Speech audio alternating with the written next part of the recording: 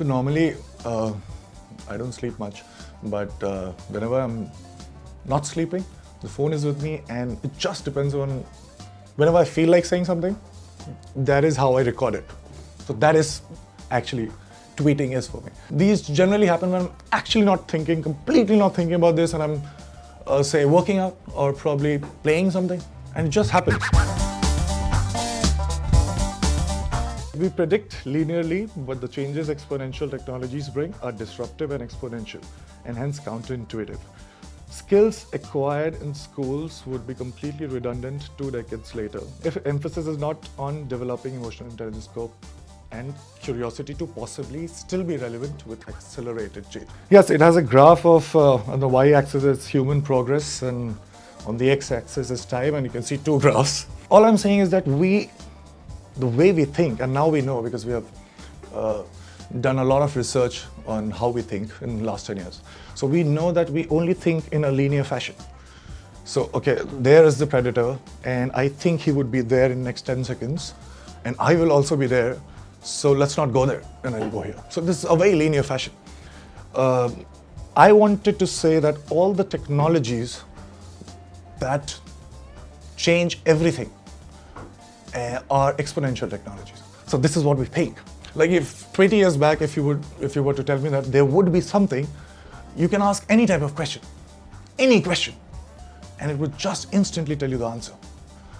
And I would just laugh at this idea. Now we have search engine.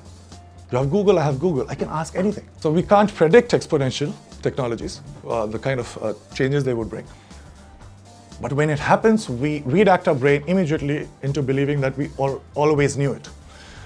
So that's what we do. So that is what I wanted to punctuate, that we make predictions in a linear manner, but changes happen because of exponential.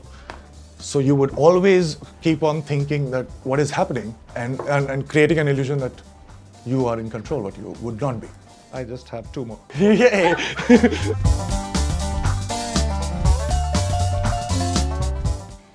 So it says we must look differently at known knowns, must take chances with known unknowns, and be ready to deal with unknown unknowns. Oh, that's a great thought. Yeah. So I'm saying we must look differently at known knowns because all the known knowns that are there, and we know that everything is so fixed. All the correct answers, E is equal to mc square. All these are like everything that we know. C is the speed of light in mc square, but actually C is not the speed of light. And when I tell you that it's not speed of light, you actually pay attention right now. And I say that it is a causation thing which happens to be equal to speed of light and hence mc square. And you're like, hey, wait, so I understood the thing completely. And since I can understand E is equal to mc square, so I can use it and make hydrogen bomb. But I never saw this equation differently. Because now, since you're saying that C is different, the entire thing looks different. So that is what I'm trying to do. So your assumptions could be anything. Probably you also don't know your assumptions.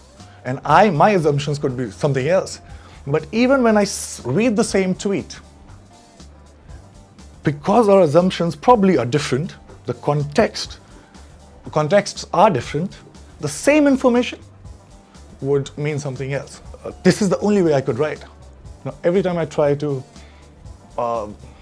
make it more comprehensible, and actually it is comprehensible to me, I actually dilute what I'm trying to say.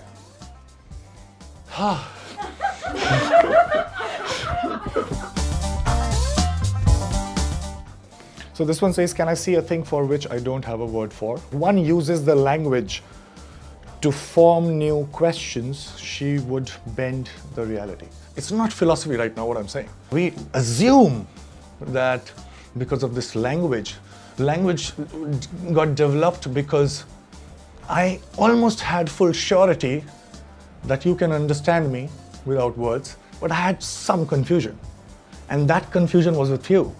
So to decrease that confusion, language was formed. So language only decreases the confusion. It doesn't mean that it is without confusion. So that is what it is.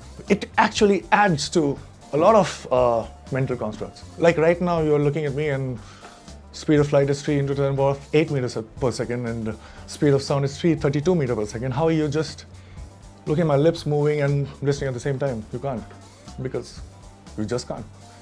Because speed of light is more than speed of sound. My lips should be moving first, and then after a lag, you should hear it. So your brain is calculating making adjustments right now without you knowing. There's a big gap between what we know and what we think we know. It says that forming a majority and earning popularity were the necessary criteria to validate what you know as the only truth. The only successful sperm who knew the rules of the ultimate game and made you would have ironically given. I think it's very simple. It's just that we have this tendency, we read this in behavioral economics, that if we have this tendency that we think that with familiarity it sounds closer to truth. But the number of the same false statement, it doesn't make that statement a truth. So that is what it is. I mean, like, we think that it should be, but it's not.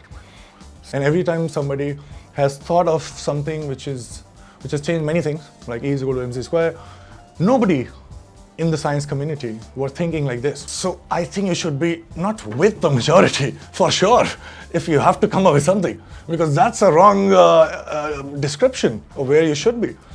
So, and we have some sort of an idea that more number of people saying the same thing should. All I'm trying to say is to highlight contradiction. We can only talk till the time one is not agreeing with the other one, because then there is no communication, then there's nodding. We know that, you know, this happens. So then there is no communication. Communication only happens when there is a disagreement. So we need to disagree. Let's talk about it. Hi, this is Sushant Singh Rajput, and please do like this video and subscribe to Film Companion.